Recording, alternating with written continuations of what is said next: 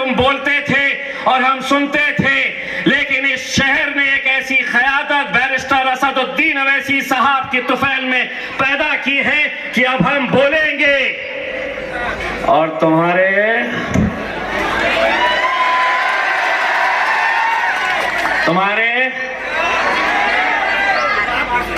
पापा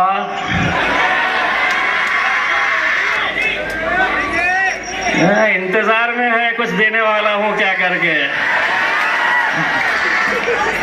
इंतजार में बैठे हैं कुछ मिलेगा क्या करके। एक बार फॉर्म भरने दो, सूद समेत अमित शाह साहब को लौटाने वाला हूं। और उनको ही नहीं, जो आज कुछ लोग घूम रहे हैं ना शहर मेरी शख्सियत बिगाड़ने में,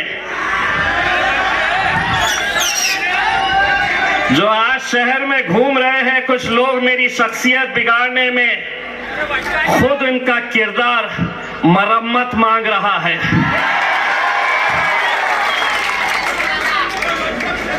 मेरे भाइयों, मैं आप लोगों का सबसे पहले तो तहे दिल से शुक्रिया अदा करना चाहता हूं। ये वो शहर है जिसने एक यकीन पैदा किया, एक ऐसी सोच पैदा की, एक ऐसा यकीन पैदा किया, अगर हम मुत्तहिद हुए तो हम क्या कर सकते हैं। ये वही शहर है जब 2019 के अंदर हम जब लड़ने के लिए आए थे तो यहीं पर होटलों में बैठा जाता था, चौराहों के ऊपर बैठा जाता था।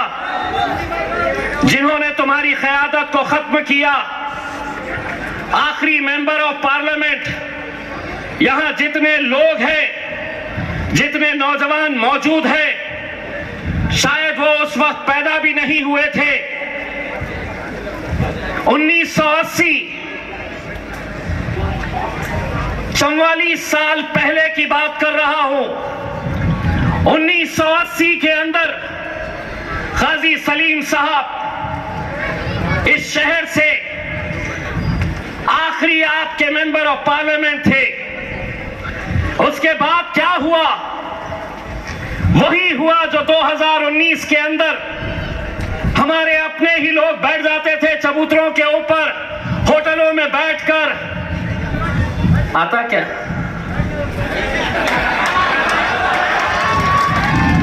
कैसे आता बताओ, समझाओ। देखो, इतने इनके, इतने उनके, इतने इनके, आता क्या? यही चलता था ना। पूरे जहनों के अंदर बात डालने की कोशिश करते थे कि कुछ भी कर लो, यहां से तुम्हारा एमपी चुनकर नहीं आ सकता था। अरे तुम्हारे आंकड़े इस जमीन के ऊपर थे, मेरा हिसाब तो ऊपर वाला कर रहा था।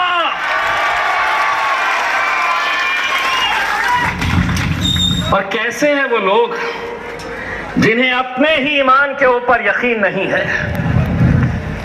तो इज़्ज़ मंतशा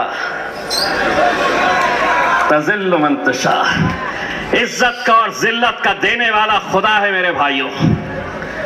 कितनी भी ताकतें लगा ले 2019 में कि यहां से पूरे देश के अंदर मोदी लहर चल रही थी और यहां पर मजलिस चल रही थी कि ये जायंट किलर 20 साल के खासदार को उखाड़ने की हिम्मत इन लोगों ने दिखाई थी। 20 साल के खासदार को।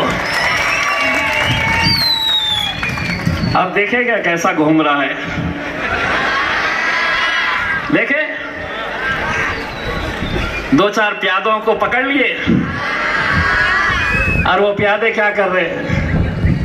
जो शख्स इस शहर की बर्बादी का सबसे बड़ा जिम्मेदार है, जिसने इलेक्शन लड़ा तो सिर्फ जाति, धर्म और मजहब के नाम के ऊपर। आज बताइए, 5 सालों के अंदर मैंने कौन सा ऐसा मुद्दा लिया जो इंसानियत के खिलाफ था? और जब मैं इंसानियत की बात कर रहा हूं तो हर जाति, धर्म और मजहब के बारे में बात कर रहा हूं। कल कन्नड़ के जलसे के अंदर कितने ऐसे मेरे गैर मुस्लिम भाई लोग वहां पर स्टेज पर बैठे थे, स्टेज पर बैठे हुए थे। राज ठाकरे की मनसे का एक बड़ा पदाधिकारी मनसे को छोड़कर मजलिस के स्टेज के ऊपर आकर शमूलियत इख्तियार कर ली। मेरे मराठा भाई, धनगर समाज के मेरे भाई क्यों आज हमारे साथ जोड़ रहे? क्योंकि उन्हें पिछले 20 सालों से यह बताया गया था कि अगर यहां से कोई मुसलमान एमपी चुनकर आ जाएगा तो इस शहर के अंदर दंगे होंगे, इस शहर का माहौल खराब होगा। लेकिन आज वही लोग कहते हैं कि जिस भगवान का सबसे बड़ा आदर सम्मान वो करते हैं, जब उनकी मंदिर के ऊपर हमला हुआ तो वो लोग घर में सो रहे थे, इम्तियाज जलील उनके उस भगवान की मंदिर के अंदर जाकर बैठा हुआ था। 5 सालों के अंदर हमने कोई ऐसा काम नहीं किया जिसकी वजह से जिन लोगों ने हमें वोट दिया उन्हें अपना सर शर्मिंदगी से झुकना पड़ा हो। लेकिन आज वो तमाम ताकतें एक साथ हो रही है, पूरे के पूरे लगे हुए हैं।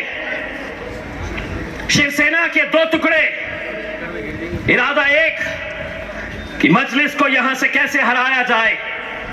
राष्ट्रवादी के चचा भतीजे दोनों का इरादा एक कि इम्तियाज जलील को यहां से कैसे हराया जाए।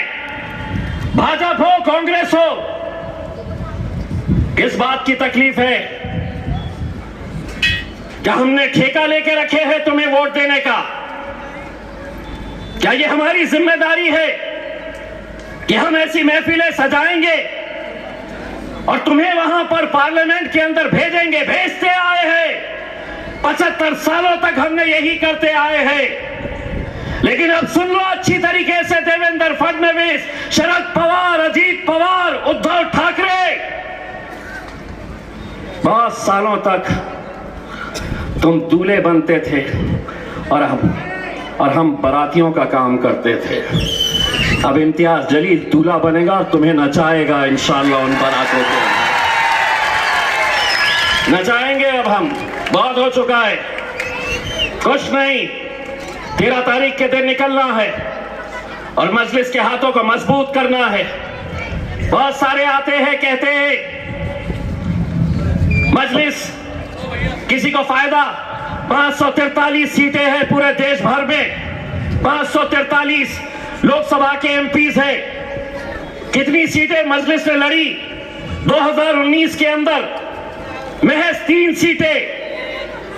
एक सीट हैदराबाद की बैरिस्टर असदुद्दीन अवैसी साहब जीते।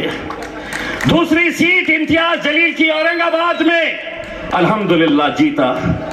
तीसरी सीट किशनगंज बिहार की अख्तर उल ईमान साहब 3 लाख वोट लेकर दूसरे नंबर के ऊपर रहे।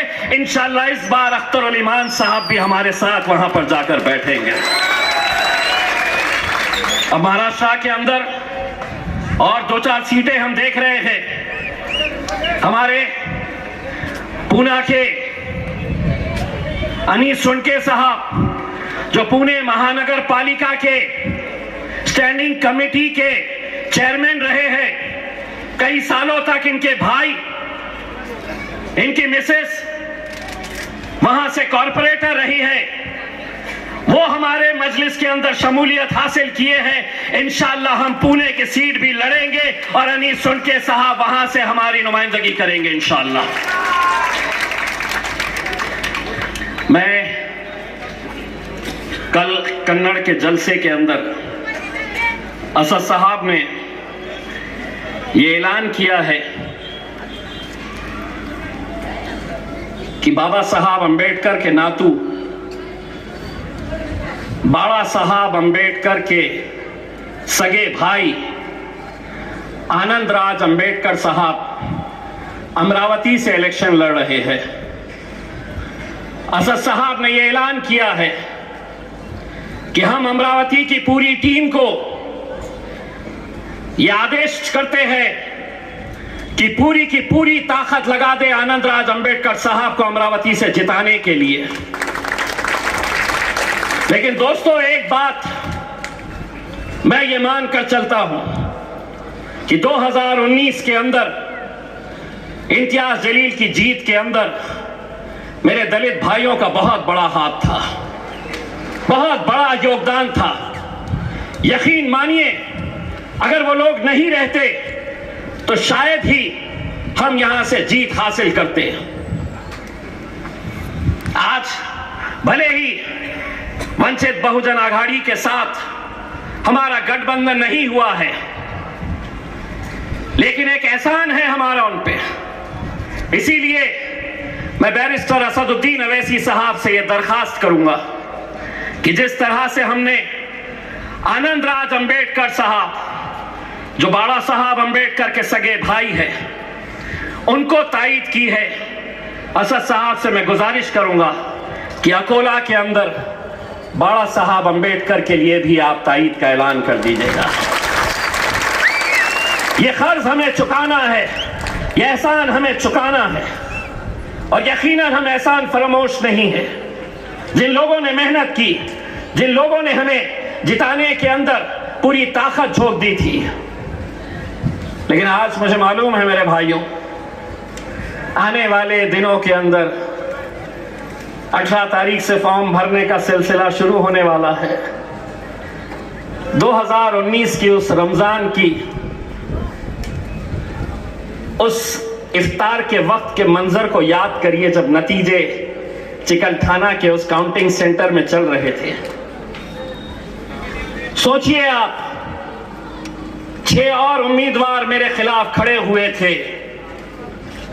आप में से ही किसी ने 1200 लिया था, किसी ने 1500 वोट लिया था, किसी ने 2200 लिया था, एक ने 4500 वोट लिया था। मेरी जीत में और हार में सिर्फ 4500 वोट का फर्क था। वो दिन आज भी जब मैं सोचता हूं कि सहरी करके, तहज्जुद की नमाजें पढ़कर ये नौजवान उस वक्त उस काउंटिंग सेंटर के बाहर रोजे की हालत में तपती हुई धूप के अंदर सुबह से लेकर शाम तक इस उम्मीद के अंदर बैठे थे कि 40 साल के बाद हम अपना झंडा लहराएंगे, हमारी क़यादत का हम जश्न मनाएंगे। बस एक और उम्मीदवार रहता जो 4-4,500 वोट ले लेता, तो शायद जो 40 साल का इंतजार था वो और 40 साल इंतजार करना पड़ता। लेकिन आज उससे ज्यादा साजिशें हो रही है, उससे और बड़ी साजिश हो रही है।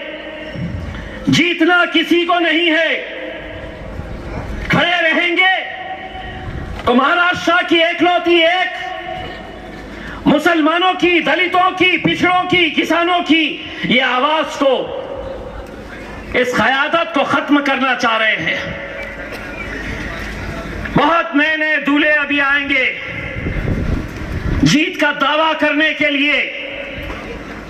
मैं जानता हूं गाड़ी किसकी है और उसमें पेट्रोल कौन डाल रहा है, लेकिन अब ये नहीं समझना कि आवाम अब कुछ जानती नहीं है।